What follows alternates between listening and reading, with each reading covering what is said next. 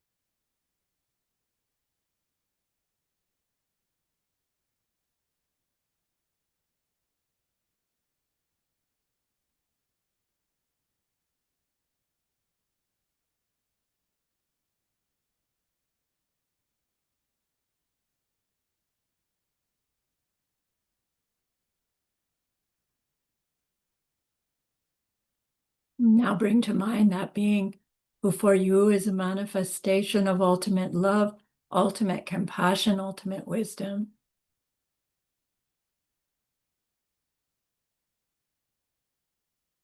And see them there with you.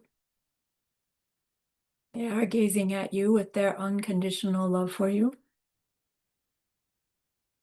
smiling at you with their holy great compassion, their wisdom radiating from them, that beautiful golden glow encompassing you in its light.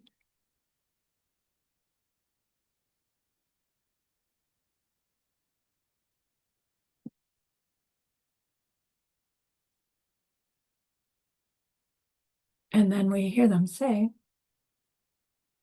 bring to mind someone you know who's hurting in some way.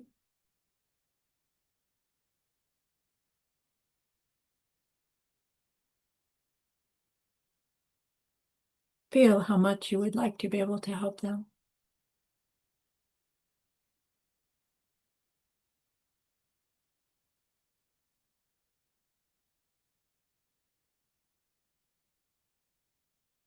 Recognize how the worldly ways we try fall short.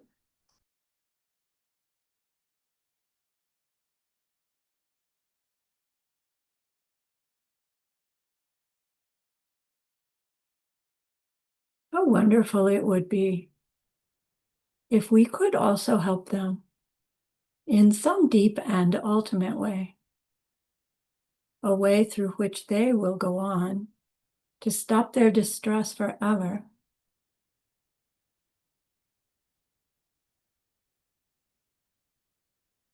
Deep down, we believe this is possible.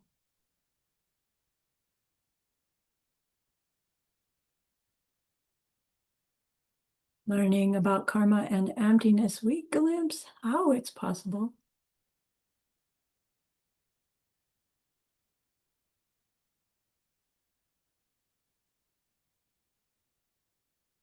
And so I invite you to grow that wish into a longing.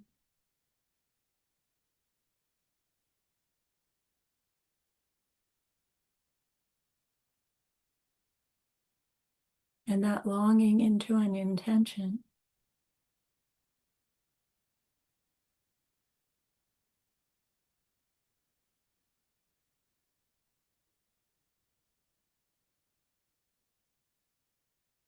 And with that intention, turn your mind back to your precious holy being. We know that they know what we need to know. What we need to learn yet, what we need to do yet. to become one who can help this other in this deep and ultimate way. And so we ask them, please, please teach me that. Show me that.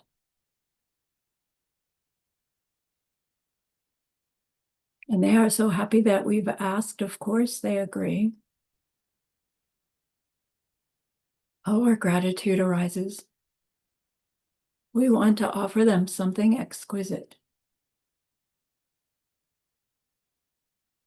And so we think of the perfect world they are teaching us how to create. We imagine we can hold it in our hands, and we offer it to them, following it with our promise to practice what they teach us, using our refuge prayer to make our promise. Here is the great earth, filled with fragrant incense and covered with a blanket of flowers. The great mountain, 4 lands, wearing the jewel of the sun and the moon. In my mind, I make them the paradise of a Buddha and offer it all to you. By this deed, may every living being experience the pure world. Idam Guru Ratnam Mandalakam Niryatayami. I go for refuge until I am enlightened to the Buddha, the Dharma, and the highest community. Through the merit that I do in sharing this class and the rest, may we reach Buddhahood for the sake of every living being. I go for refuge until I am enlightened to the Buddha, the Dharma, and the highest community. Through the merit that I do in sharing this class and the rest, may we reach Buddhahood for the sake of every living being. I go for refuge until I am enlightened to the Buddha, the Dharma, and the highest community. Through the merit that I do in sharing this class and the rest, may all beings totally awaken for the benefit of every single other.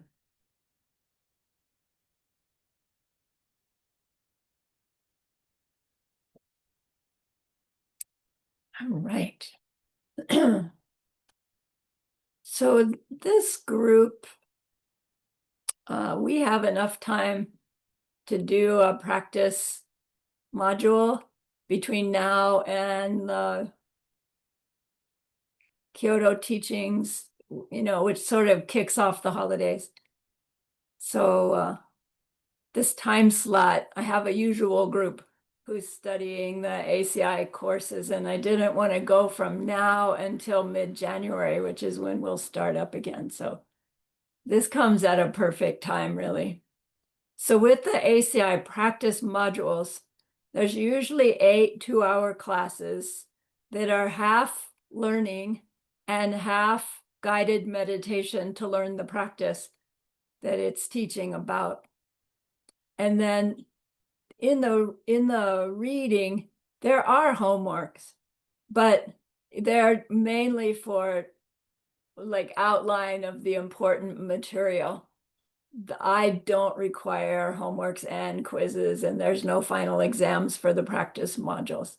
I just ask you to explore the practice, and I know some of you are also exploring the Mahamudra and the Bokjimpa and the ACIs, and I know I'm overloading you. But do your best to do a little bit of all of those, right? Seriously. So the practice module I'm offering is called the module TongLen. TongLen is this practice of taking and giving that we do on our breath. And we learn the details about how it works and how it doesn't work, and where it fits in our lumrim, and who developed it, who brought it to Tibet. We learn all those kinds of details. And then we also learn the visualization and the practice and a sweet sequence of how to use it as a personal practice.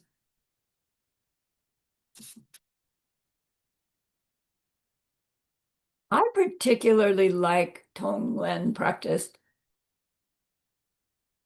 because it was my first introduction into Tibetan Buddhism back in 1980, 89. And at that time, I was studying theosophy, looking for answers about reality beyond the physical world, answers to questions like what's the purpose of life? Uh, the study of various mystical things.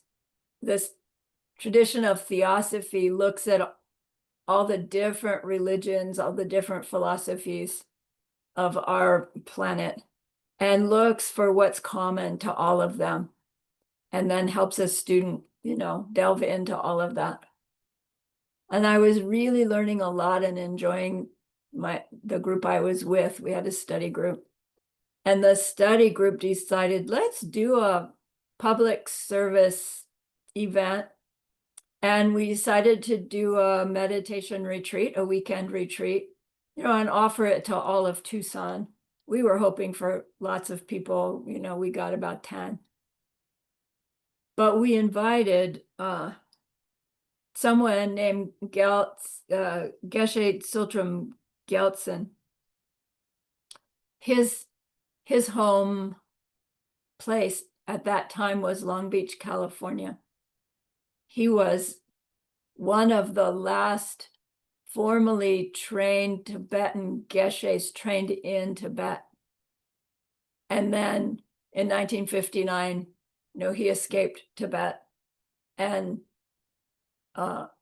finished his monastic training by way of doing his Diamond Way training in the monastery in exile, the Ganden monastery in exile. But he got his full Tibetan training. And then he, shortly thereafter, he was sent on assignments, right, as many of those highly trained geshes were. So I'll get back to what his history was in a minute. So one of the Theosophy study group members knew him personally. I had never heard of Tibetan Buddhism. I'm not sure I'd even ever heard of Tibet, to be honest with you. So it was all really, really new to me. And Geshe Geltsen, he spoke English, but very, very heavily accented. So in this beautiful weekend teaching that he gave at a place called Picture Rocks Redemptorist Retreat Center, which is a really, really sweet Catholic retreat center in Northwest Tucson. So beautiful. So we were there and he's teaching this program and I could really hardly understand what he was talking about. But the gist of it that I caught on to is that using our breath and a visualization, it's a practice where you imagine that you can take people's suffering and destroy it and give them happiness, just like magic, right? All you have to do is breathe and think, and you've got it, right? And then, there's this time gap between when you take their suffering and give them happiness and when you actually see them free of suffering and being happy.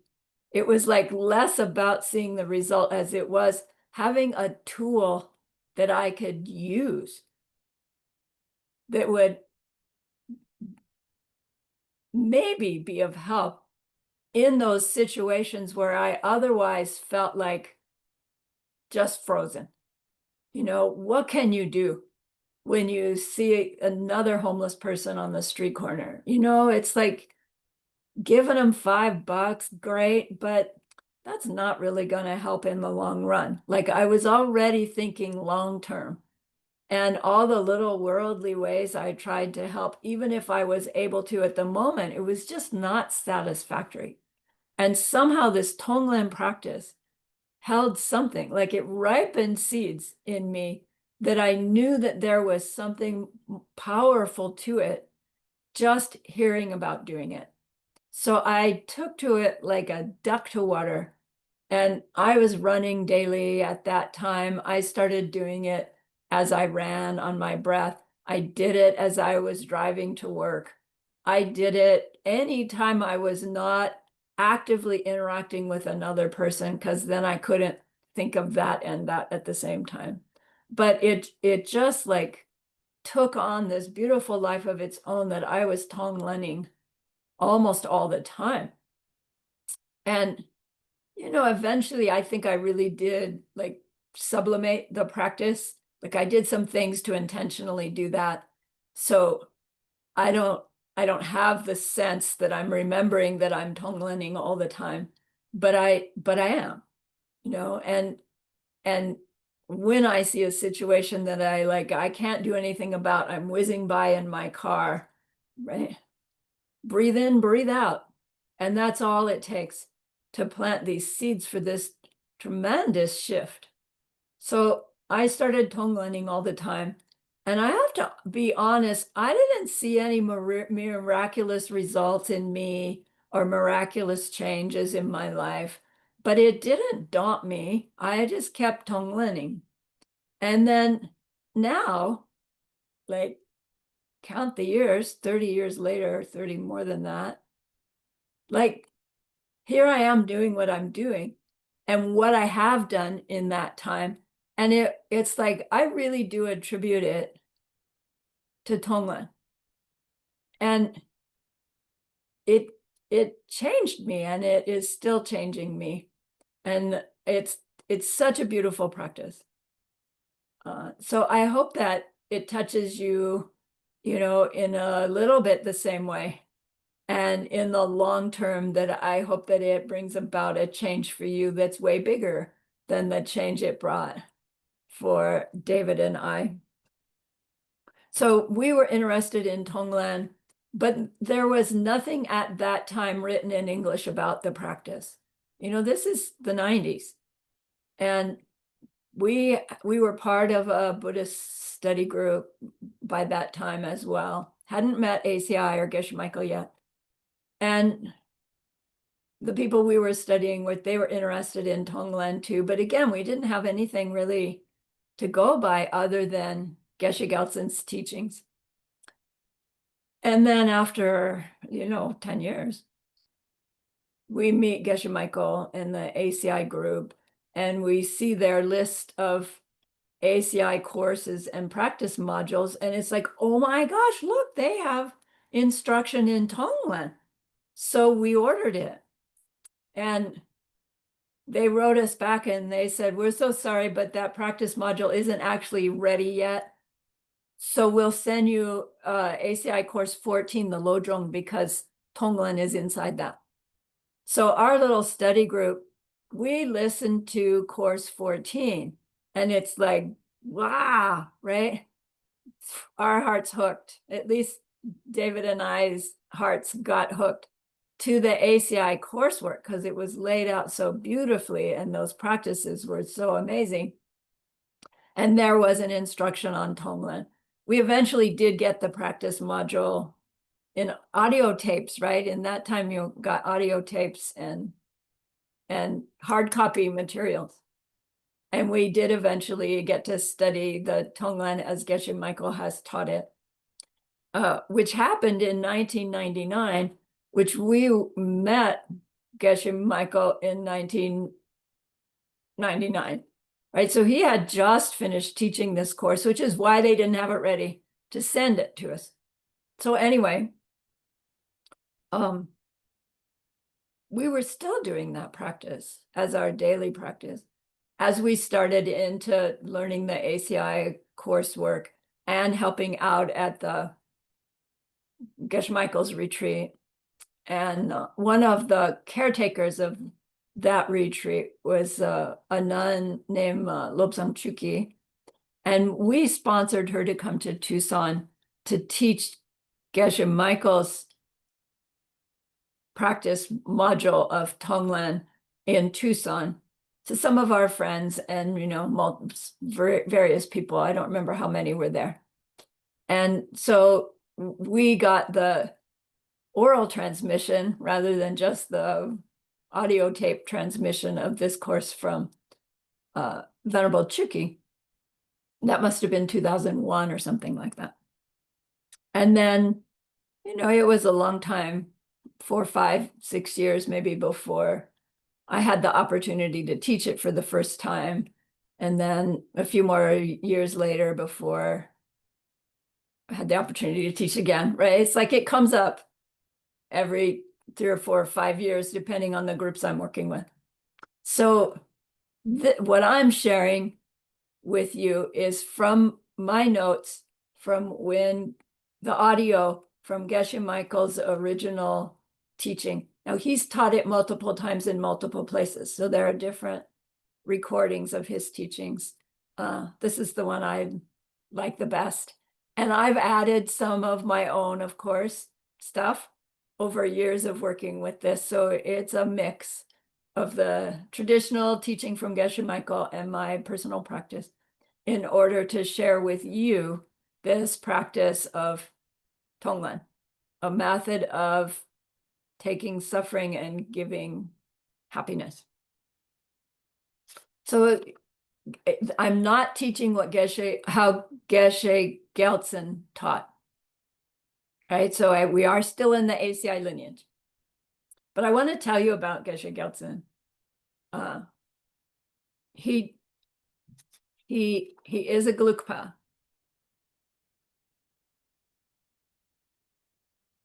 He entered the monastery at 7 years old. And then at 16, he went to live and train at Ganden Monastery. He was there until he was 36 years old. After finishing his tantric training in India, he got sent in 1963 to England to teach the Tibetan refugees' children that were in England, to teach them Tibetan language, Tibetan culture, and Buddhism. And then from there, he got sent, not sent, he got popular in the West, and he was asked to go teach in various places. Now, meanwhile, he gave back his vows and married, and he had a son. But then a number of years later, he divorced and took his vows back, right? Or got them again, I guess you would say. So he again became ordained Geshe. So if you give up your ordained vows, you don't lose your Geshe degree, of course, right? So all along, all through that, he was still Geshe Gelsen. By 1978, he had founded this center in Long Beach called Tupten Darjeeling. And then it had satellite centers in other places in the United States, in Mexico, and in Europe. So by then, he's speaking English a little bit better and giving these beautiful teachings. He is a Jetsong Kapian, formally trained Gelugpa Geshe. Really, really an amazing man. He died in, when did he?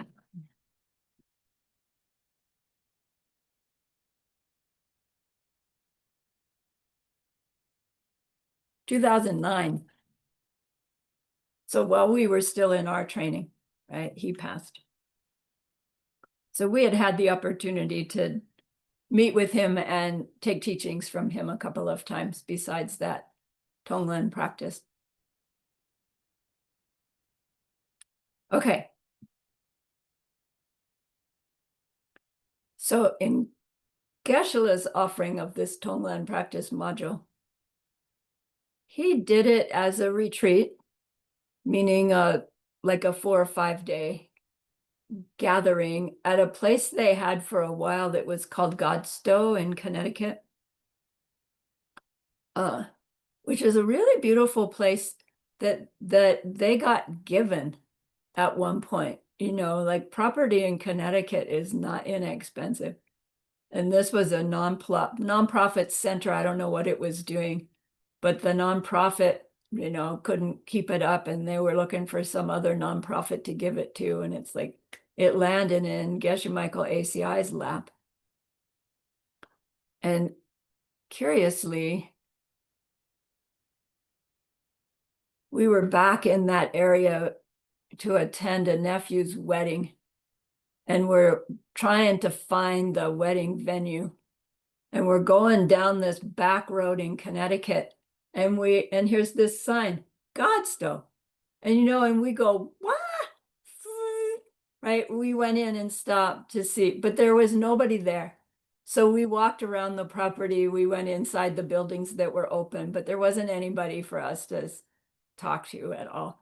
But we just thought it was an interesting connection, that it's like, how'd we end up there? Because the wedding venue was still pretty far away. But anyway, so we've seen the place. So when Geshe was preparing to teach this course, he also had found that there wasn't anything already written in English about it, even in the 1999. Nothing had been translated. So he went into his ACIP database and pulled out all the different references to TongLen practice that are sutra, because there's also TongLen Tantra. And he translated stuff for the first time, yet again, and made it into the readings that are offered with this practice module. So it's not like it's just one text that's translated. It's some from here and some from there and some from there. But all of it is pertinent to learning about TongLen, how to do it, why to do it, how it works, how it doesn't work, right? All the fine details as Gelugpas are wont to do. So the main text that we'll be studying from is a text that is considered, it's funny, it's an open text, but it's used secretly. And it was the text that the Diamond Mountain University Diamond Way group got taught as our course 18.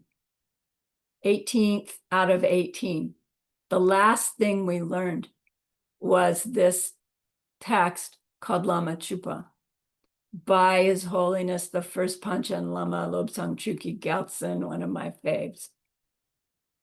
When we get out of 3-year retreat, we find everybody's doing Lama Chupa. Like it's in the practice book that Geshe has published. And it's like, I have to admit, my first reaction was, what are they doing learning that when we didn't get it until the last thing? And then it was like, oh my gosh, look at the shift we've created, that people get this amazing text to use. Now, granted, Geshe-la's never taught it, right? So you don't really know what you're saying. But it's so sneaky, right? Because you're planting the seeds for it to work even before you know what you're asking for when you read that text. And then eventually it's going to be, wow, I was doing that. I was doing that. Right? It really is remarkable. So it's an offering to the lamas. That's what Lama Chupa means. And within that text is this beautiful section of it where we are asking for the blessings of the Lama to be able to carry out this deep, meaningful, exquisite practice using our breath to end the suffering of the world. And we'll see more why that's so extraordinary. So this text was written by Lobsang Chuki Gyaltsen, the first Panchen Lama. The Panchen Lama lineage is unique in that the Panchen Lama and the Dalai Lama, they're like offset in age. And what evolved was that when the Dalai Lama withdraws their emanation, the Panchen Lama is the one that takes over the duties, while the new Dalai Lama is being found and trained. And often the Panchen Lama helps in the training. They aren't always the direct teacher, but once the new Dalai Lama comes of age, by then, Panchen Lama's old guy, right? They step away. Dalai Lama takes over. Old guy withdraws his emanation, new one shows up. They find him, train him to take over when this Dalai Lama withdraws. Do you see? So it was this beautiful, like that. And this Panchen Lama was the first to serve in that capacity. And I don't know, we'll probably learn his more detailed story in subsequent classes because he's a major player in our lineage, especially in Diamond Way. So this sequence of Dalai Lama, Panchen Lama is a little messed up right now because the Panchen Lama that trained this Lama withdrew his emanation, and his new incarnation was recognized in Tibet, and the Chinese government recognized one in China and insisted that their guy was the real guy and the Tibetan one was bogus. And then it wasn't very long before nobody knew where the Tibetan one was anymore. He disappeared. And we don't know since then. So that happened in the 90s. And we don't know. And then the Chinese Panchen Lama, I don't know the actual circumstances, but what I understand is that he isn't like sequestered, ordained, that he's a householder, right? Who has been or being trained to take over when this Dalai Lama passes. And that's the big conflict that's happening, is how the Tibetan people in exile are going to handle when this Dalai Lama withdraws his emanation and they go looking for the new one, who's going to get to do that, and etc. So it's like it really is all, beyond my understanding. But, I feel for the Tibetan people that are losing their culture and losing this important sequence of connections that's happening. And it's all karma, right? From all of us to see that it's happening. Anyway, so it's a great goodness to study a practice that Lobsang Chuki Gyaltsen used himself and was so important in his time that he took it from a very deeply held practice, passed like one-on-one from teacher to student, practiced in secret, like, because it's something you think as you breathe, right? You're not out doing bells and dorjes. You're not doing anything but being in a situation. So he's the one that went public with this particular practice. Not that it's a Diamond Way practice. It is a sutra practice. It's a Lojong practice. But for those who have studied Lojong was a secret practice. Until somebody finally said, somebody's going to miss out on this who could benefit, so I'm willing to take it out in the open. So Lobsang Chuki Gyaltsen was the one that did it with TongLen. So here it is, available to us. So thank you to Lobsang Chuki Gyaltsen.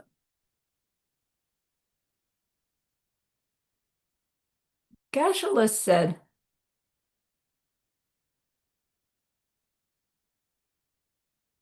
that TongLen has been a popular practice, and people hear about it and they take to it like I did without really knowing how and why it works. And Geshe said that he had seen that people would do the practice, which is using our breath to suck in people's suffering and using our breath to give them goodness. And then that person gets sick, the person themselves gets sick, and they go, oh my gosh, what was I thinking? You know, I really did take on that person's illness and I really did get sick. And it's like, that was nuts. Like, why did I do that? And of course, their conclusion, number one, it being nuts, why did I do that, is mistaken. And the fact that they got sick was not because they were doing TongLen, right? We cannot take anybody's pain and suffering from them. We cannot give them our goodness, right? If that was possible, and Buddhas are omniscient and made of love, then they would have spontaneously, effortlessly taken all of our suffering and all our bad seeds and given us omniscience, right? Now, maybe they did it for you, but they didn't do it for me, which means they can't do it, right? So why do we think we can do it? Why bother to TongLen, right? You guys know, right? It's the clue. Because it's planting seeds, the wish to take somebody's pain, the wish to give them happiness. Our own mind is watching. And it plants seeds, and those seeds grow. And they grow into a state of mind, a state of heart that grows into becoming that being who can help others. How do Buddhas really help others? Now, you all know it's not their omniscience. Omniscience tells them how to help others, what others need to take up and give up, specifically me, specifically you. But they help others by way of teaching, by way of sharing, by way of demonstrating, right? By way of influencing. So the way TongLen actually works, we're going to learn the details. But of course, it only works by way of the seeds that we're planting. We can't suck anybody's pain out on our breath, but we can end their pain by doing TongLen, because we're going to change our whole world, because we're changing our seeds. So when we learn the details, we'll see how that works. If we didn't learn the details, we can still do TongLen and still get a good result. It's just way more effective to understand what we're doing when we're doing it and to do it precisely, which is, again, the beauty of Geshe Michael's teaching us it, because we get those details, we get that precision. Okay. So where does TongLen practice fit in our Lamrim? So Lamrim, we know, is those steps on the path from suffering being to totally enlightened being. And we've learned that it starts with finding a teacher, but really there's a pre-step to finding the teacher, which is finding our own renunciation, finding our own need to find a teacher, right? So before the first Lam comes really the realization of renunciation. So if you remember your three principal paths teaching, ACI 1, right? We have those three principal paths, meaning realizations, things that we come to make real for us. Renunciation, bodhicitta, and Correct worldview, right? I'm reading lips. So I'll ask you, you guys are, you know all this stuff. What's renunciation? Right, somebody unmute. Tell us what's renunciation. Marina. I tired from suffering and I tired from suffering and I tired to see suffering and I want to take out all suffering in my world. Yeah. Yeah, I am sick to death of this broken world, right? Yes. It's an important piece, especially the more comfortable we get with our spiritual path practices and the higher we get, that renunciation can start to take a back seat. And it's useful to revisit it from time to time so that our deep inherent selfishness doesn't creep back in. Mhm.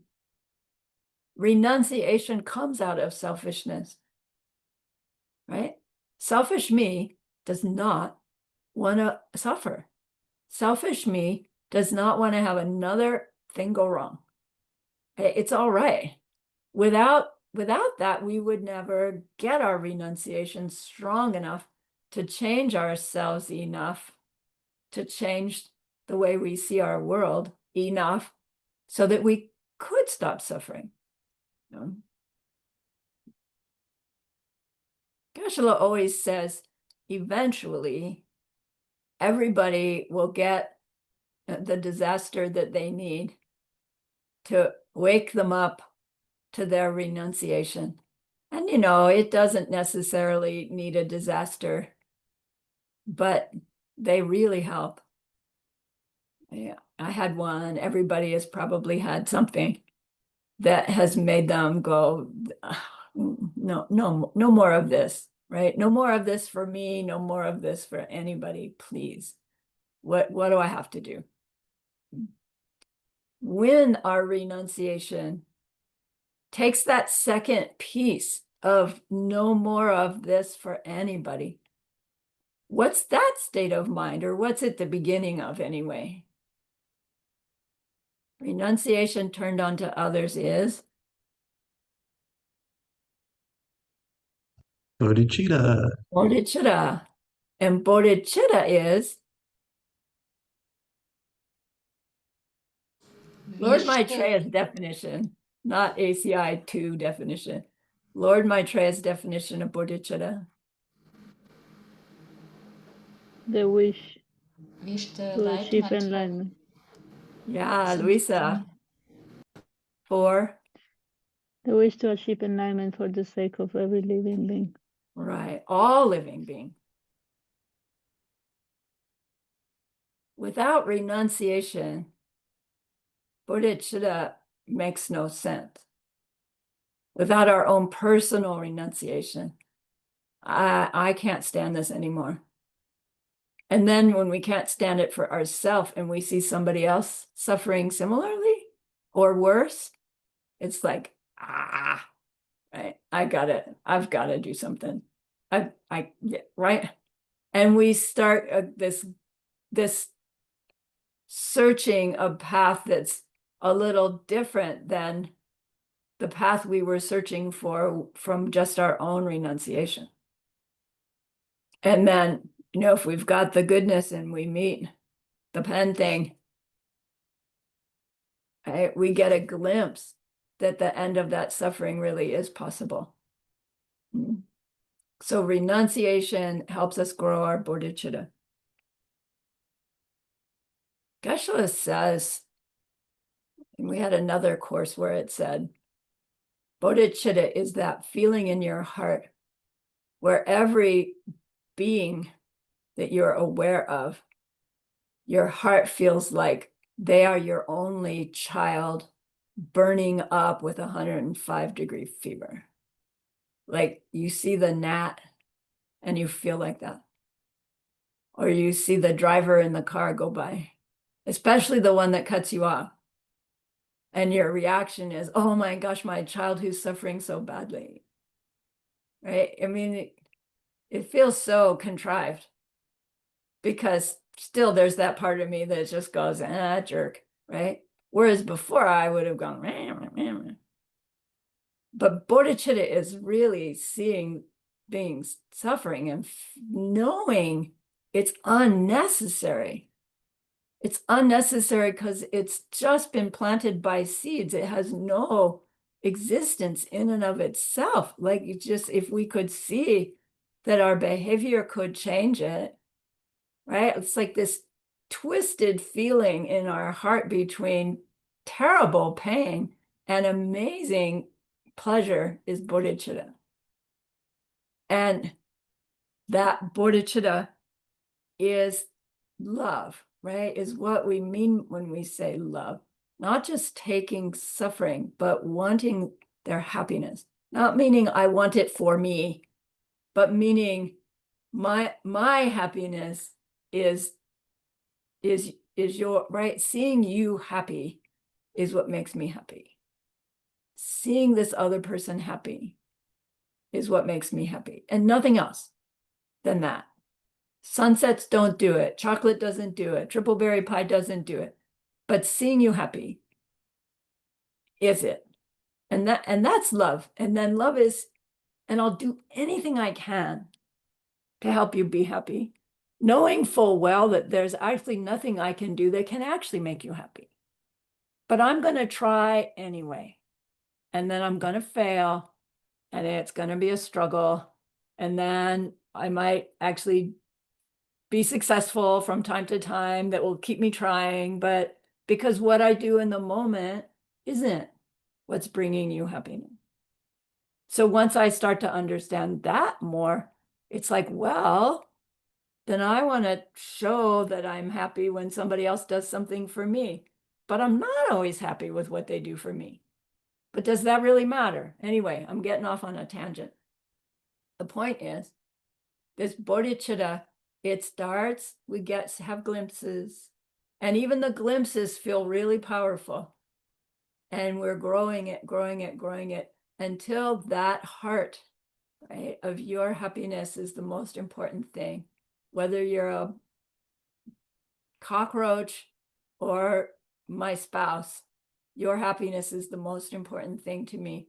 Having that as what a friend calls my permanent address, like my mind, my heart is always in that space, is bodhicitta, right? What we call a mind imbued with bodhicitta, so that when the goodness that I do by interacting with others with that state of mind gathers its force and pushes me into the direct perception of emptiness, bodhicitta, and I come out on that first bodhisattva bhumai on the conveyor belt to the end of suffering. All of that, right, is what we are working with and working towards with our TongLen practice.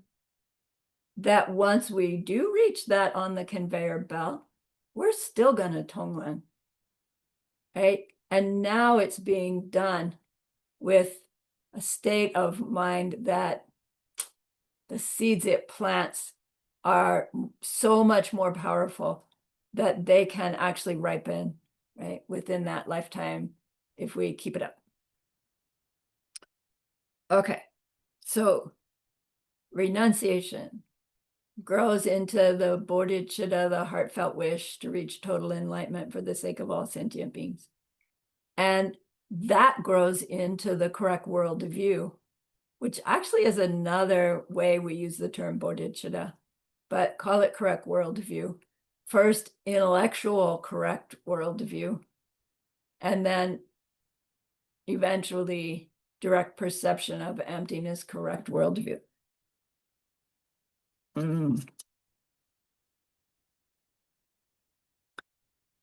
So the scripture suggests that of all the different practices that we can use to develop our bodhicitta, to develop our correct worldview, the most powerful one is TongLen practice. Right? This using our breath to take away suffering and give happiness.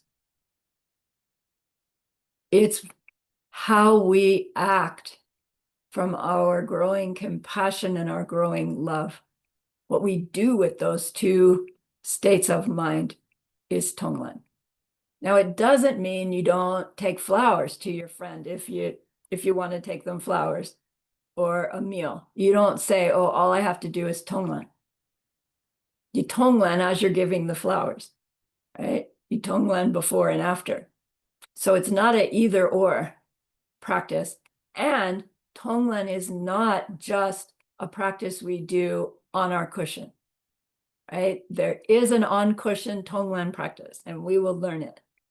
And then there's the walking around all day TongLen, that when we're familiar with the meditation practice TongLen, it's very easy to see how to do the walking around all day TongLen. When we know about seeds, the number of seeds we plant contributes to the strength of the seeds that we are planting, right? How do you increase the power of your karma? Repeat it in a stream over and over and over.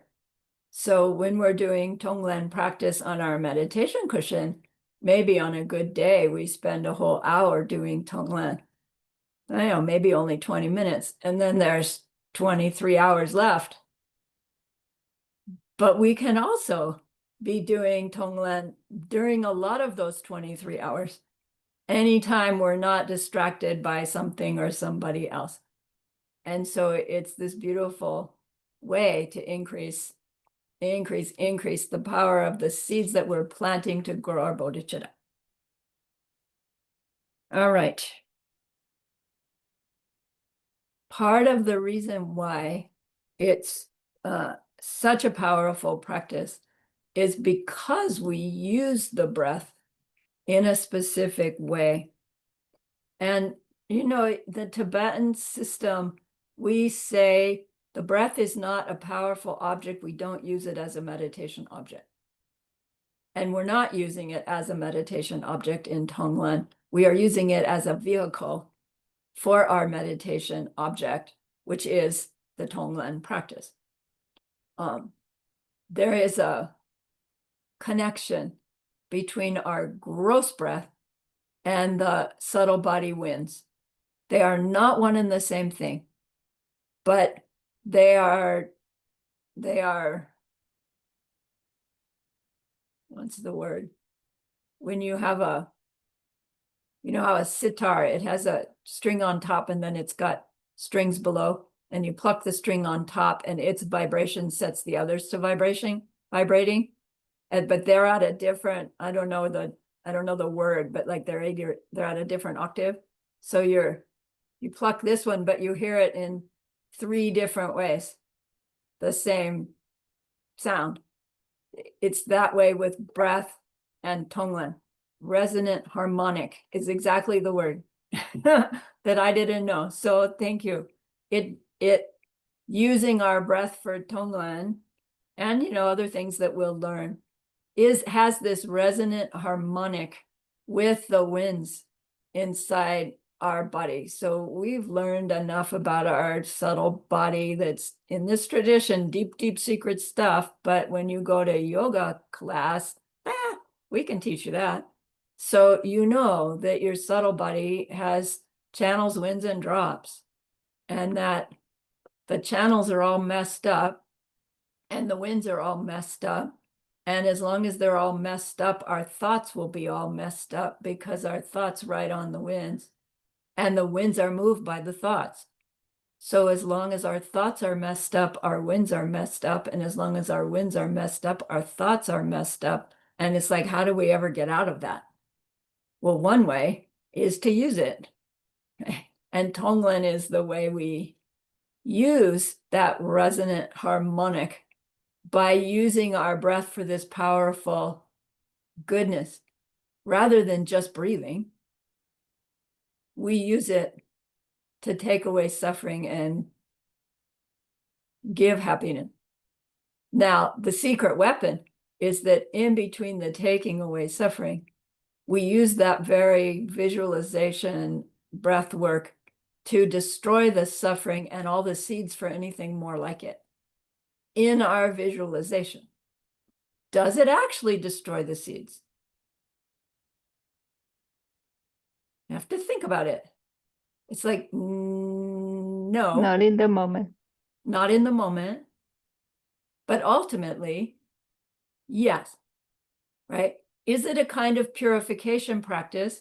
It's not in the list of antidotes.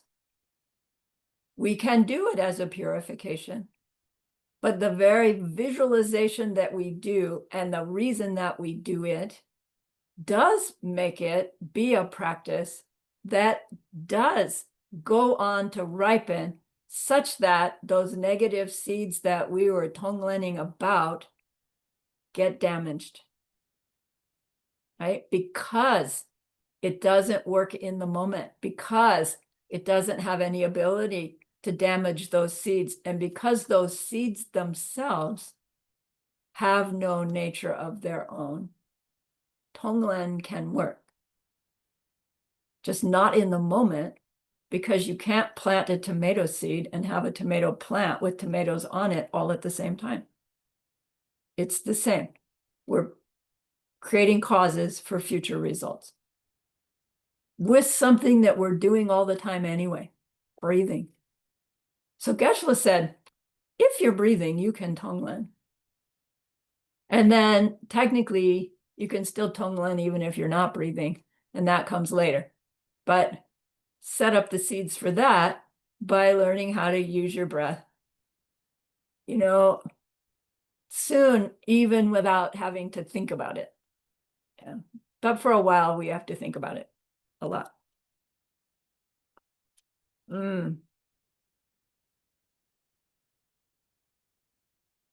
So when we are TongLening on our breath, the more we breathe, the bigger our bodhicitta grows. That seems easy. Yeah, it still takes time. It won't necessarily be tomorrow, although it could be, right? You do one TongLen practice and your bodhicitta explodes. It's possible. Took a while for me. The idea is that as we TongLen, our sense of kindness, like kindness as our automatic reaction, starts to grow. Because our TongLen as our automatic reaction is starting to grow. And that happens out of concern for the other person's suffering. And that influences our own mind, our own heart, and so our own choice of behaviors. We get kinder. The bodhicitta is a higher kind of kindness, though. Geshe-la always says bodhicitta is a higher state of love than we can know as ordinary humans. He describes it as understanding Buddhism well enough where we are getting pretty clear about what it will be like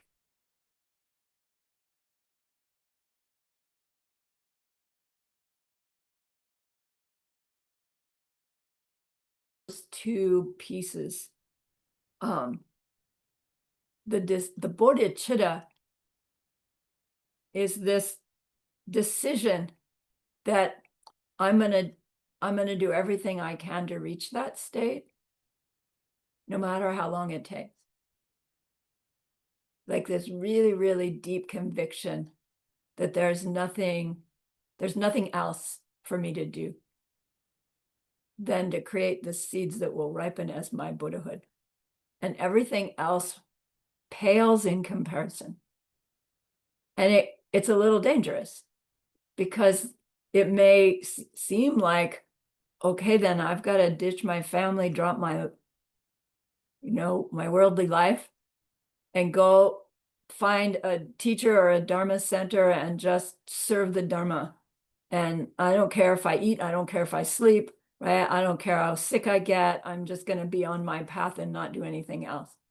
And we become Dharma bums, right? And we can't sustain it for very long, most of us in this degenerate age. And so there's this delicate balance between this deep, deep urge to do everything we can to become Buddha in this lifetime, and still being in a worldly life where we have obligations to keep. And our attitude towards those obligations can shift and will shift as we train more.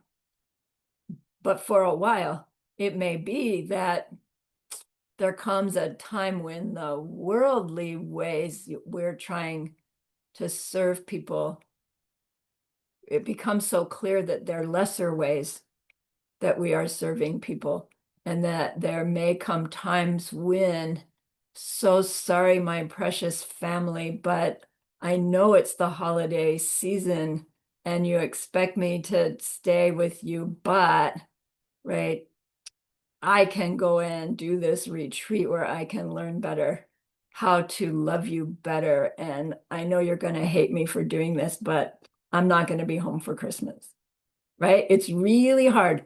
Don't do it until you are convinced that you are serving them in a higher way by not doing what they want you to do, right? When, I don't know, in my retreats, I loved retreating because I really had this clear feeling that I could do more for people in isolated retreat than I could do for them in this human body, human world. You know, and I was doing acupuncture. I was touching people on a really deep level, but it wasn't enough. And then, especially when I left my practice, you know, I never talked with anybody about it afterwards, but no doubt they were all thinking, what happened to her? You know, like, why did she ditch us? We relied on her for stuff. And it's like, but it wasn't enough, you know, leaving and helping Diamond Mountain, I could do more for them, even though they'd never heard of Diamond Mountain and probably still haven't. But my whole identity, my old way of view was changing so much that I couldn't stay in my old life. And you know, fortunately, we didn't have kids that we were ditching. We didn't, right? We didn't have that. We just had our careers to leave. So it was easier for us.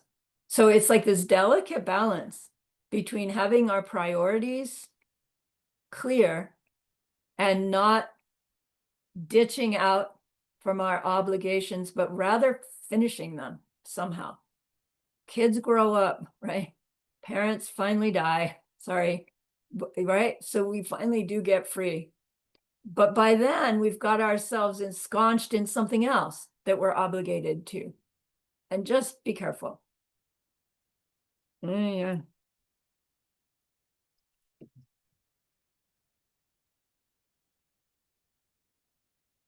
All right, we're at break time. Let's take our break.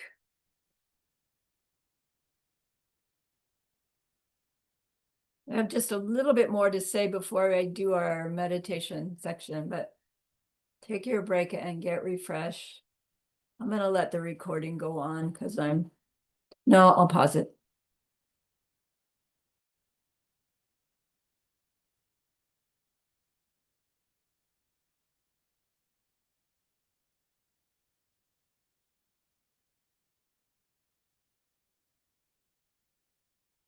So part of our renunciation is growing this recognition that of all the worldly ways we try to help people, they will fall short. Maybe they help, maybe they don't. And either way, that person's going to go on to be hungry again, homeless again, this life or future ones, sick again, right? You cure their cancer and they drop dead from a heart attack, right? You give them their favorite food and next week they want something else as their favorite. Our seeds from ignorance and selfishness ripen in a world that's impossible to satisfy. impossible to bring about the effect that we want by doing something in the moment.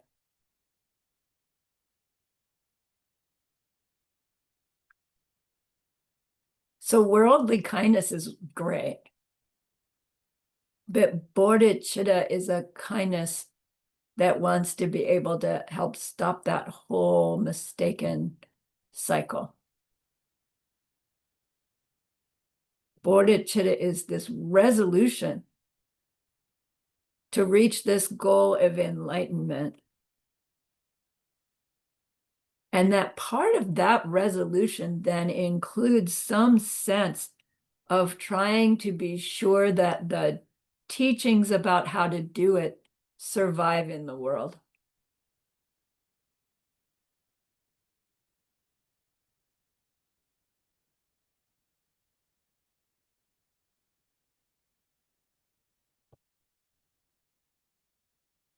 Okay. So let's do our first session. I'm going to lead us through a nice preliminary, a long and detailed preliminary. In your daily practice, you don't need to take so much time with the preliminary. From time to time, it's really nice to do it. Because then when you do your faster preliminary, it's got more juice from having done it in this slow, sweet way. So time to time, revisit your preliminaries. Then we'll take a little wiggle break and we'll do our first TongLen experience. We're actually going to do just the Len part. So Tong means giving, taking. Tong means giving. Len means taking. This is the practice of taking and giving, but they call it TongLen, not Len Tong, because the Tibetan syntax is backwards to the English syntax. Technically, the English syntax is backwards, right, to the Tibetan syntax. So when they say TongLen, what they hear is taking and giving. But Len is the taking.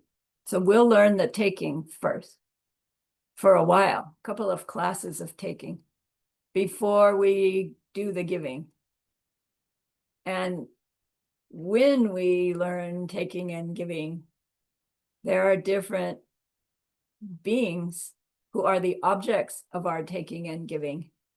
And they say the first object of our taking and giving should be ourself, our future self. And in tonight's exposure, it will be your tomorrow self. And I'll explain it when we get there. Okay. So settle yourself in for a meditation. Get your posture aligned, but don't be rigid. We're not shooting for direct perception of emptiness here. But we want to be upright. If you go into it, great. Hallelujah. You might. May you. But we're just learning TongLen. Right? So line yourself up. You're up on your sits bones.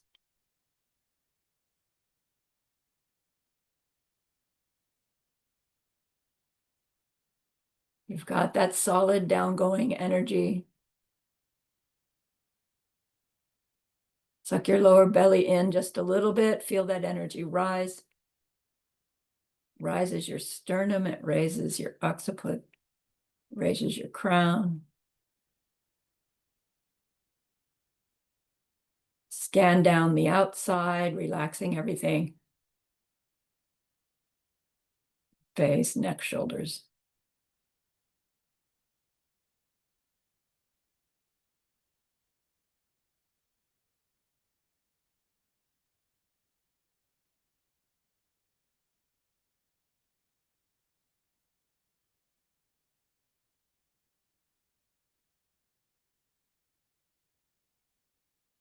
Come back up the inside, all the way up and around to the sensation of your breath at your nostrils.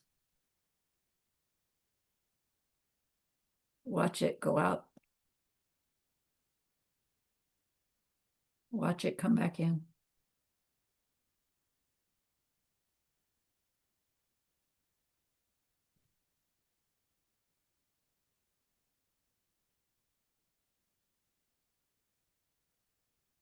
That sensation is your object of focus. Get parked on it.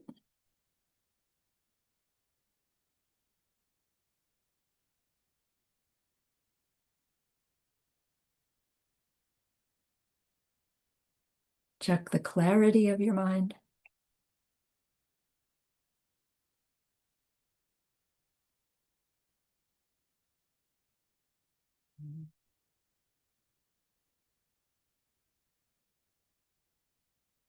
Turn on the intensity if you can. Call it fascination or eager or curious. Something that heightens the alertness.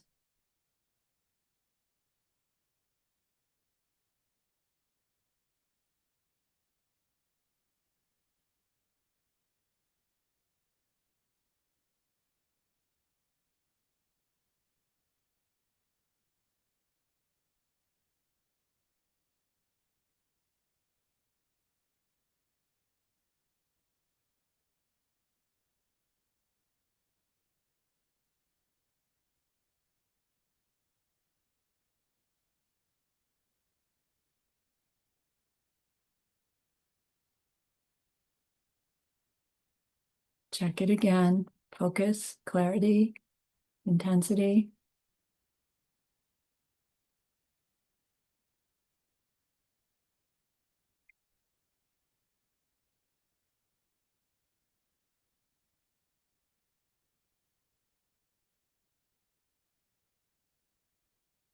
Now intentionally shift from that object of focus to the object of focus, that precious holy being, your personal guide. Perfect love, perfect compassion, perfect wisdom, manifesting to help you see them there.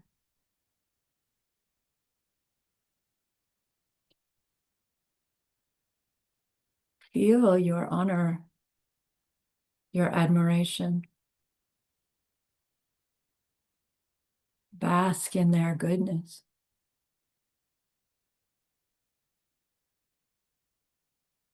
Enjoy them there with you, you there with them.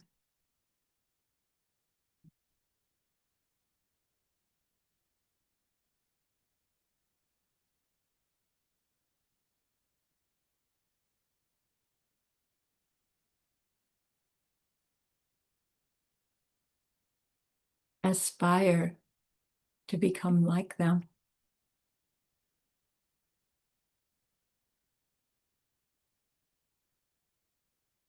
Aspire to please them.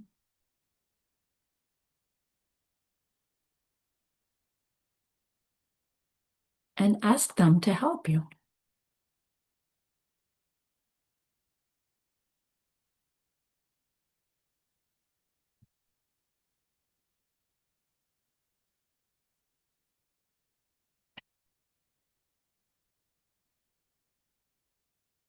And they say, turn your mind to someone who's hurting.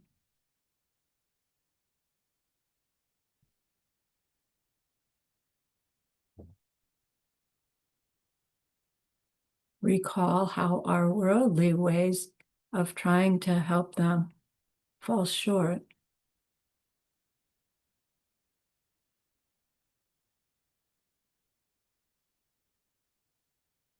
Grow that wish to be able to help in some deep and ultimate way someday.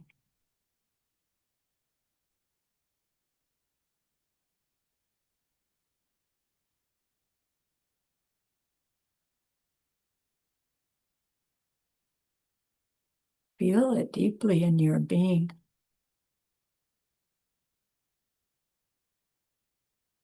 I will do that someday. I will help them someday.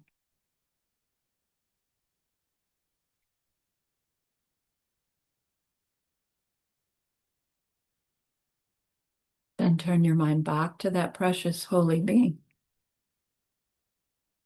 We know that they know what we need to know, what we need to learn, what we need to do.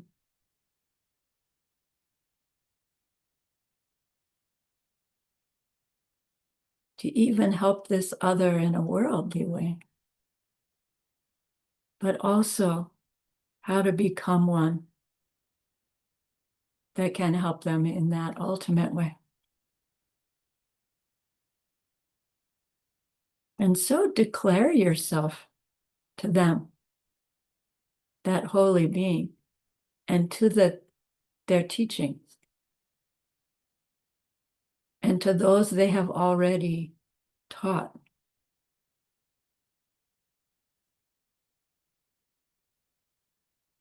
I rely upon you. I entrust myself to you. I come to you for my shelter, for help.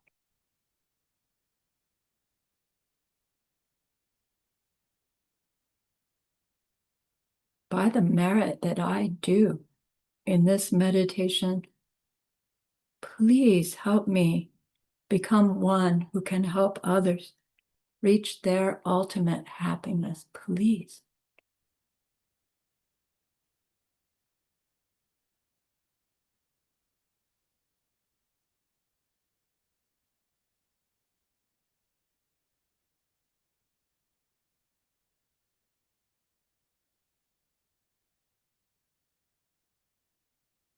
Now think of just one of their amazing good qualities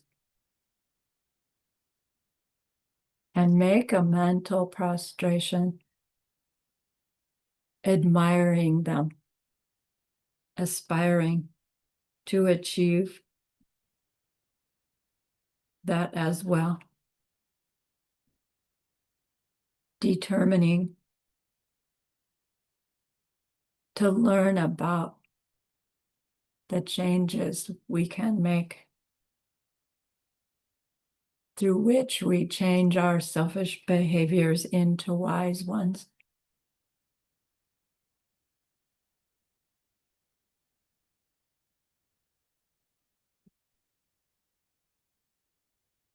Give them permission to help you. Give yourself permission to change.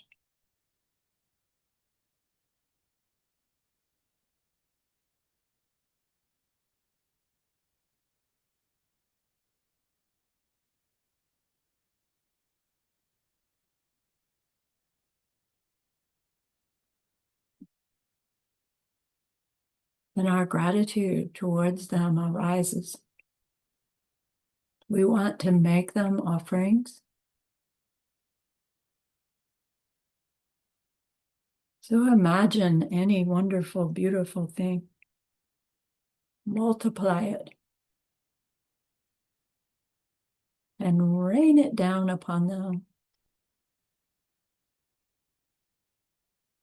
See them enjoy its beauty, its comfort, its pleasure, whatever.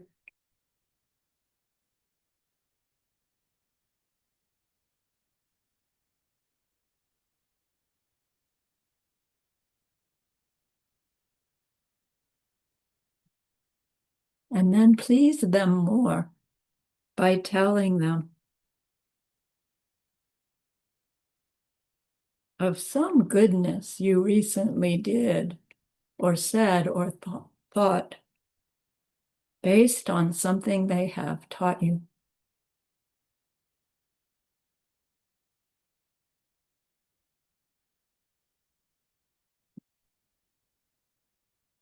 See how even more happy they become.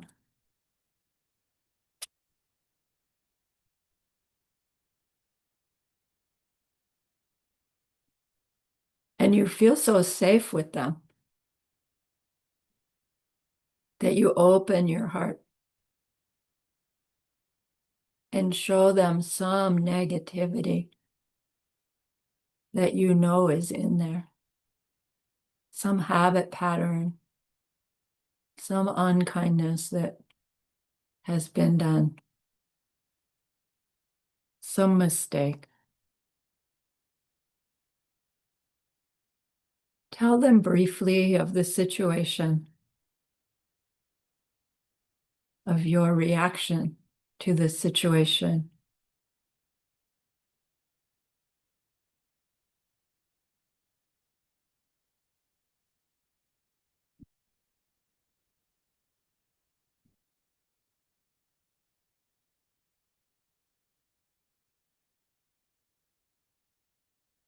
Tell them your understanding of karma and emptiness.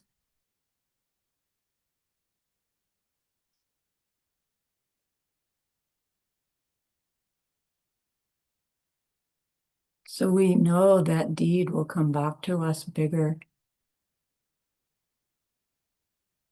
And so feel your regret and tell them of it.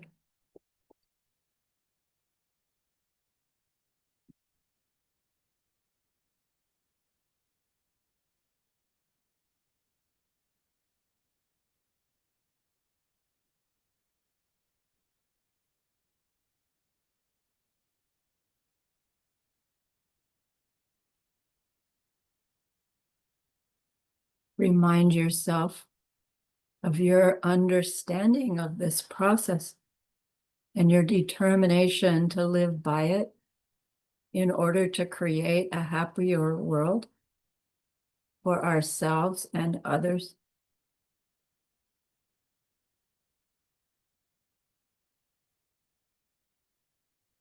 And so make a determination to not repeat that mistake in the next similar situation.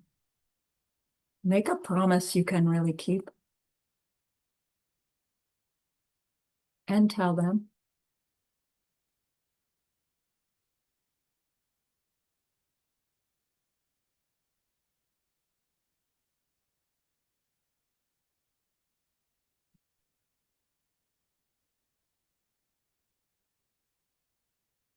Then make a determination to do a makeup activity, something especially kind to neutralize those negative seeds. It could be doing this meditation tonight. It could be doing this tonight's meditation once a day till next class. Establish something as your antidote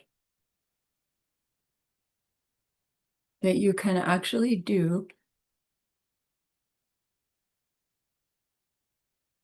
through which we damage and destroy those seeds, as long as we keep our determination to not repeat them.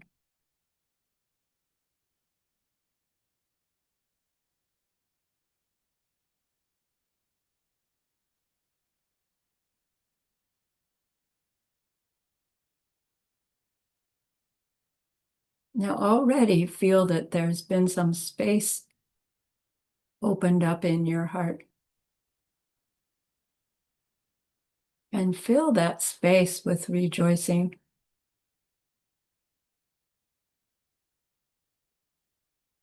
Think of all the goodness that all the beings who see themselves as Buddhas now must have done in order to bring themselves to that state.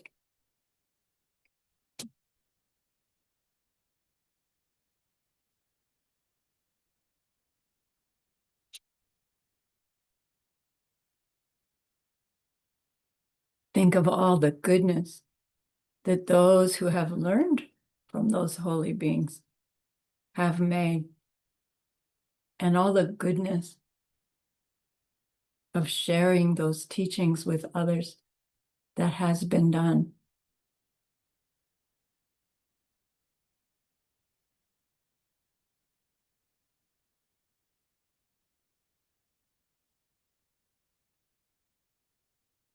Rejoice in all of your own teachers and guides, all who have brought you to this place right now.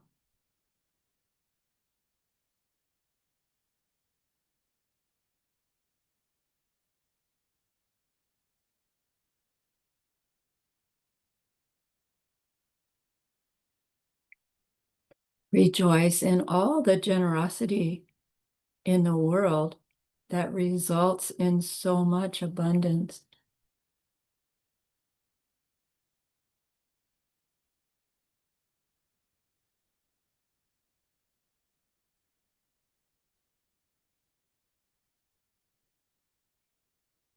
Rejoice in all the protecting life that has happened, all the caring for the sick that has happened, that so many people in our world are still living, made it through childhood,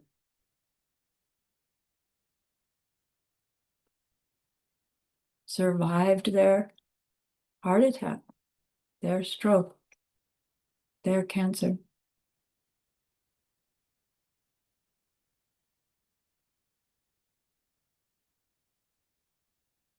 Rejoice in any protecting life you have done.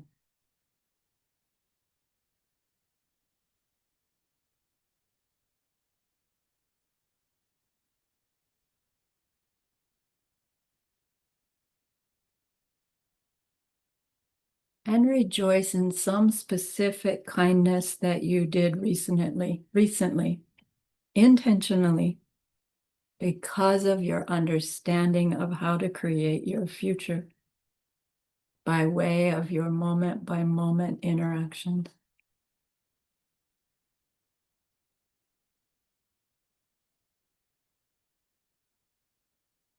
Be pleased with yourself. See your holy guide pleased with you.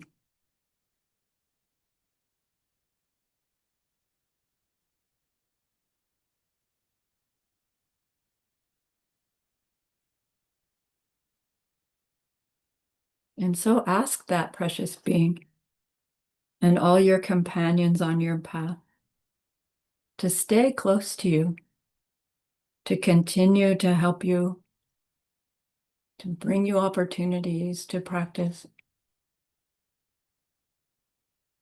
to help you grow your compassion and wisdom.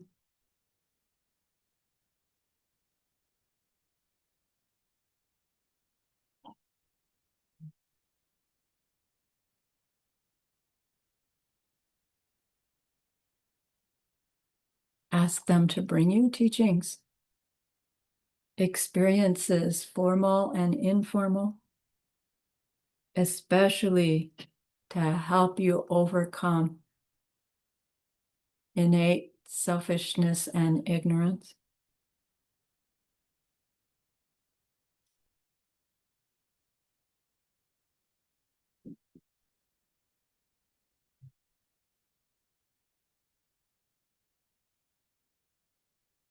And then dedicate just these preliminaries to some specific goal you would like to achieve by the merit of what I've just done, by the truth of the marriage of karma and emptiness. May, fill in the sentence, come about quickly, quickly, quickly, so that I can become one who can help all others reach their ultimate happiness.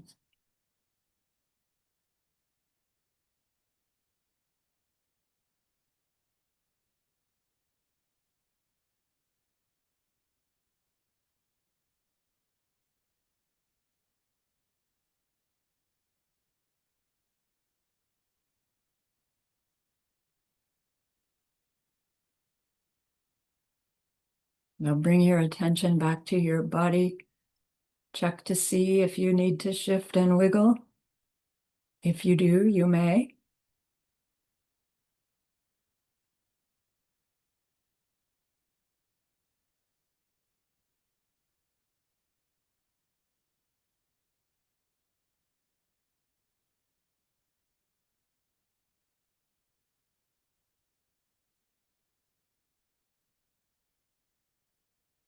And settle back in. Again, come to your breath.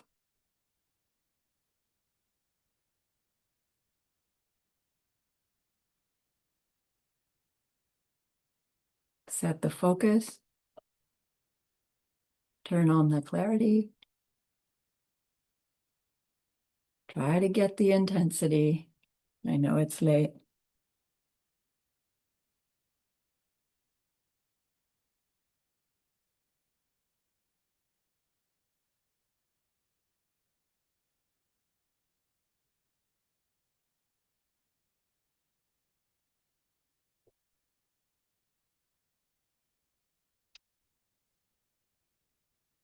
Next, bring to mind your own you sometime tomorrow when you anticipate having a difficult time with something or someone.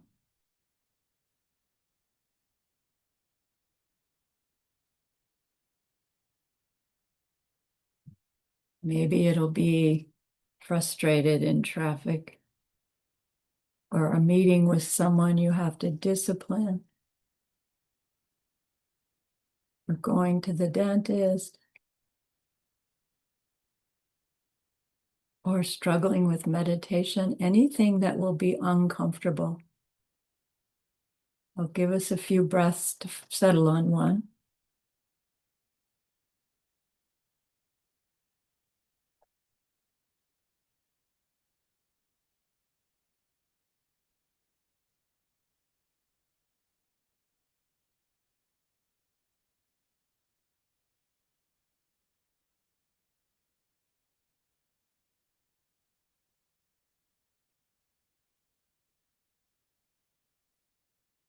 Now pretend this now you is like an invisible angel, and you are there with your tomorrow's you.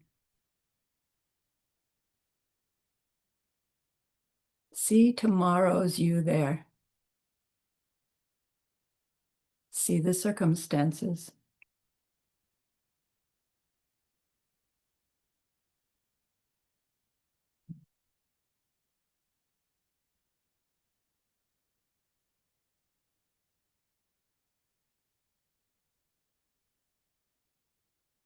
Recognize that you's discomfort,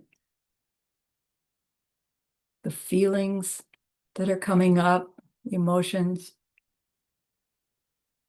the thoughts.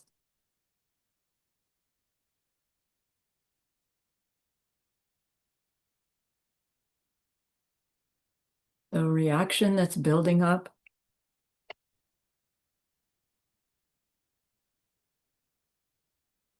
Now use compassion grows.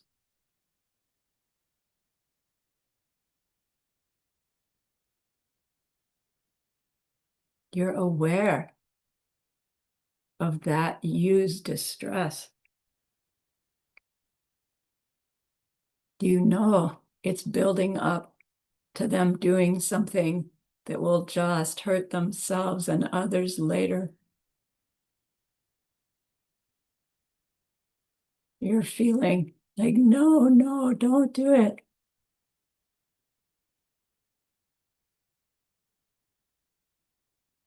Let me help.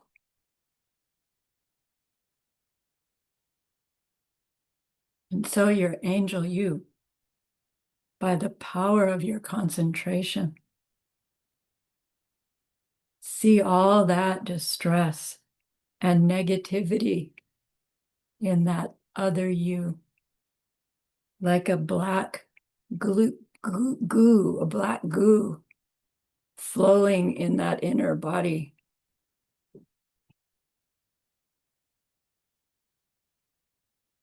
Within their body, this black, yucky stuff.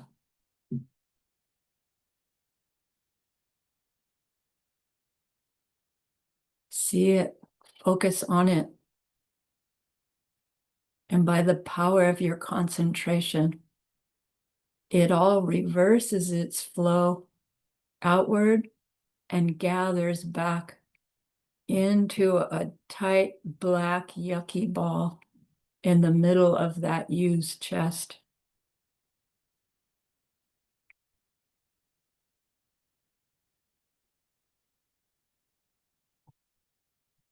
That you still feeling distressed. This you is compassion, is desperate to help them. Your focus on their distress is drawing it all into this tight little ball. All their suffering at the moment. All the seeds for more of it in the future. All held within that black gooey ball.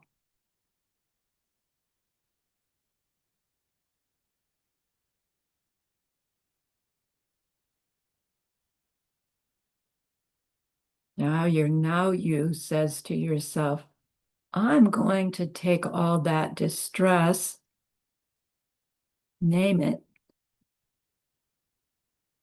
all that distress, this resentment or jealousy,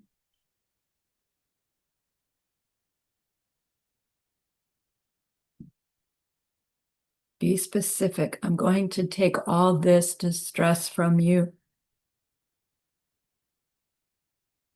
to help you, to take that suffering and the causes for future similar suffering. I'm going to take it.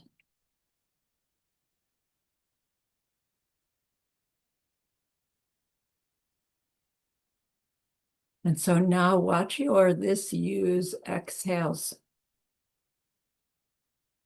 The air goes out like a ribbon, a pretty ribbon, out a little ways. And as you inhale, it just pauses there. With your next natural exhale, it goes a little further. It's going towards the that you.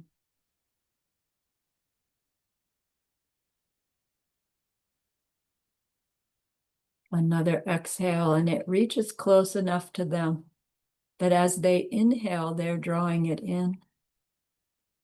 And as you exhale, you're sending it in. And watch as this beautiful breath, your breath of compassion, goes in, curves around, goes down. With each exhale, going a little further.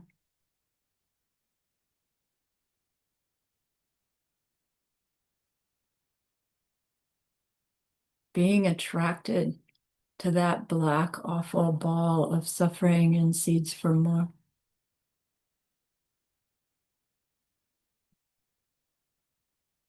Until your exhale actually hooks into that little black ball of that particular suffering and all similar seeds. Once it's hooked, shift your attention to your inhale.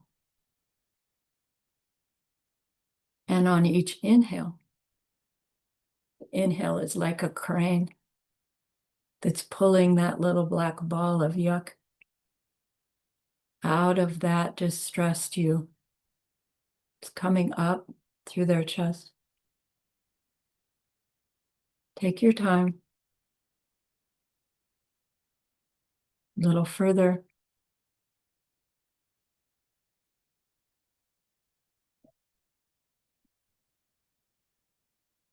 Further yet.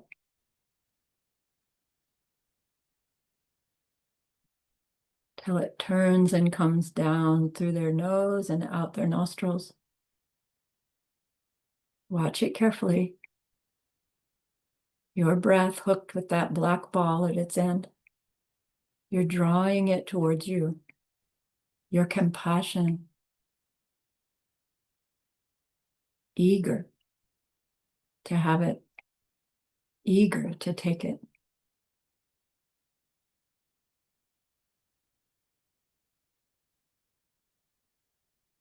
When you get it to very, very close to your own now used nostrils, let it sit there. Remind yourself what it is. That specific kind of suffering from those kinds of situations, and the seeds for any more of it.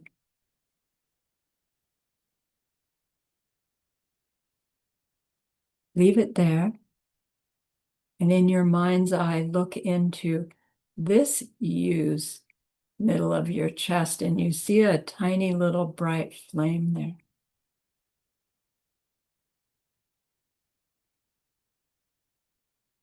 That tiny flame is our inherent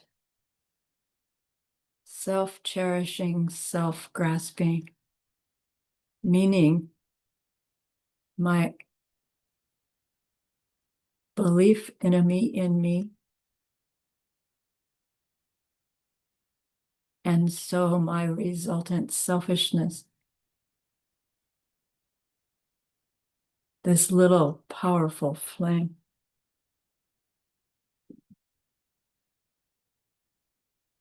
It drives those behaviors I want, I don't want.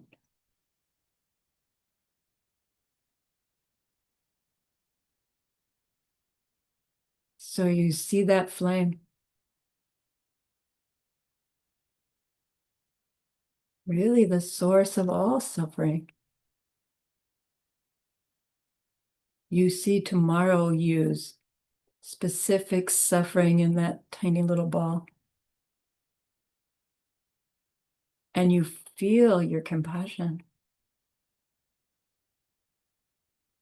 I want to stop this suffering. I can stop this suffering. And so think, by the power of my compassion, my wish to stop the suffering of the world, including my own, I am going to take this black ball of icky, nasty suffering and its seeds and use it to destroy the selfishness that it comes from.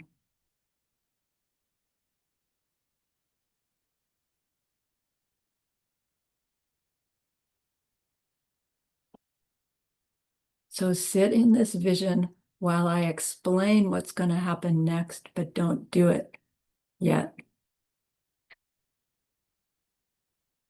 On one long inhale, you will draw that black goo of suffering in, around, and down, watching it ever so carefully to see the first moment where the black ball touches the tiny flame. The instant they touch, there'll be like an explosion, a flash, a brilliant flash. And the black goo will disappear. The flame will go out. There'll just be a little wisp of smoke, and then it will disappear. All of that on one nice, slow inhale. And then once the wisp disappears, you go back to breathing normally. So let's set it up again. This is now you, whose compassion has withdrawn that distress from tomorrow's you, gathered it into this tiny little black ball in front of you, aware of the flame of selfishness and ignorance inside the middle of your chest. And by the power of your compassion and growing wisdom, when that black ball touches the flame, They will extinguish each other in a flash of bright light and a wisp of smoke. So feel the power of the compassion.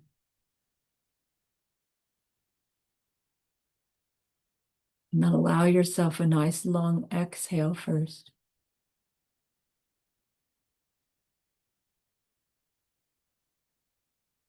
And when your inhale is ready, you go. Draw the black ball in. Watch carefully.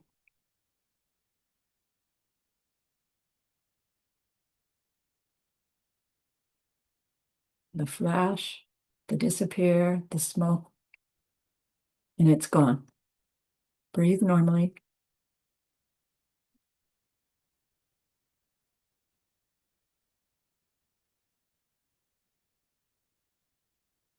Now look back to your tomorrow's you. See them suddenly free of all that distress. Whatever that upset was, they can't even remember it. Their heart is open. They feel kind. They want to help. They feel so much happier. They're able to deal with whatever the situation was in a whole new way.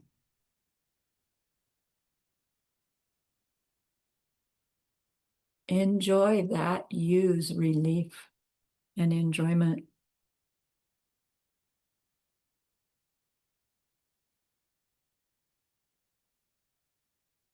Rejoice that you were able to help them in that way.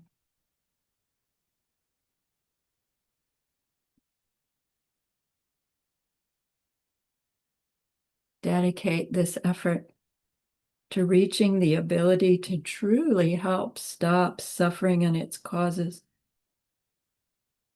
to bring others to the love that is the cause of all happiness, to bring others to the joy of knowing truth directly, to bring others to their perfect freedom from ignorance.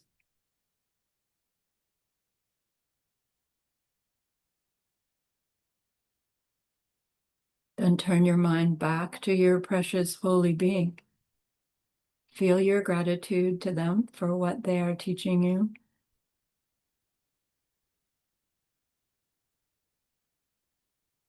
Offer them the goodness that you've done. Ask them to please continue to guide you and help you.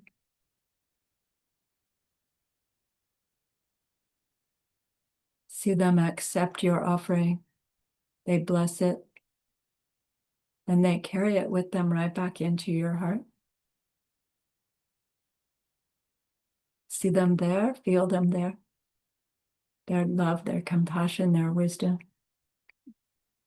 It feels so good, we want to keep it forever, and so we know to share it. By the power of the goodness that we've just done, may all beings complete the collection of merit and wisdom, and thus gain the two ultimate bodies that merit and wisdom make. So use those 3 long exhales to share this goodness with that one other from the beginning of class, that other, to share it with everyone you love, including tomorrow's you, to share it with every existing being everywhere. See them all filled with happiness, filled with loving kindness, filled with wisdom. And may it be so.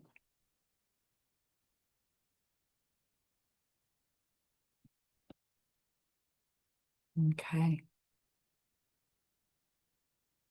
Be sure you're well grounded before you get up. Feel yourself in your room. Feel your body on your chair. Give a good stretch.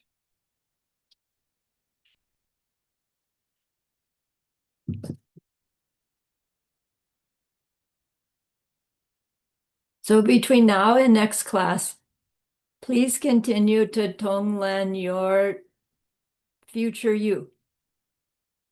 Right? It can be tomorrow's you or next week's you decide. But be specific, right? Really be specific about something you anticipate you will experience. Great. Okay. Any questions, concerns? We have 3 minutes. Good. Everybody happy? Okay. Thank Can I you, ask a everyone. quick question? Yes, you may. Is there a for like when we concentrate the black ball, what size is like the maximum? Like you don't want it to be bigger than like a golf ball, or because mine always like grows and then like in between the journey from the other person to me, it's like this whole thing. So Yeah, it's a long thing. Yeah. yeah. Really, it can be a personal practice. As you get familiar, you'll develop a way that works best for you. They say that first black ball should be no bigger than an olive, a black olive. But if you're going to pull it up and out your nostrils, right, a black olive is not going to come out of these. So, right, it needs to be small enough that when you're imagining it somehow coming out of your nostrils, it'll actually work, right? Mhm. Although technically it doesn't matter. It could be a watermelon, it'll still come out. But shrink it down. For meditation purposes, the smaller you make something, the clearer your mind has to be. So it's good seeds to make them teeny, teeny, teeny. But if you make it too teeny, right, you'd get too squished and your mind will pop off, it won't stay. So get it to a comfortable place. And then there will be a teaching where it'll say it comes out in a stream and then it collects. If that's how it seems to work for you, just take the time by the time it gets here to collect it all, right? Because it may be that there's some of it that's trying to go back in the other guy. And it's significant, right? If you find that that's a repeated thing, it's like, no, I'm taking all of it, right?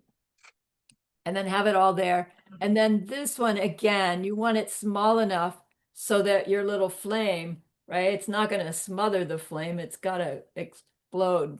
So it can't be too big. And if it's too teeny, you can't see it. So I don't know, pea size, lentil size. So you can clearly see it. And then watch for when they first touch. Don't be thinking about the other classes. They never touch, honey. Because they're going to touch. In this class, they are going to touch. And when they do, flash of light, gone, wisp of smoke, gone, gone. That's the important piece. Gone. Yeah. Okay. Thank you. Yes, you can do it. Week later, you, years later, you know, we probably all have a looming event that we might be concerned about, like a parent's death, right? A spouse's death, our own. It's like, can I work with that one? Yeah, absolutely. Does it mean you won't care when you get there? No, of course you'll care, right? But will it mean it'll help you not be all like that when it happens? Yes. Right? So yeah, as far as you need to, it's fine. Very good. Anything else? Great. Have fun. This is a beautiful, beautiful practice. So simple. So powerful. All right, I'm stopping recording. Thank you all for the opportunity. Thanks for being here late at night, some of you. I'm stopping recording.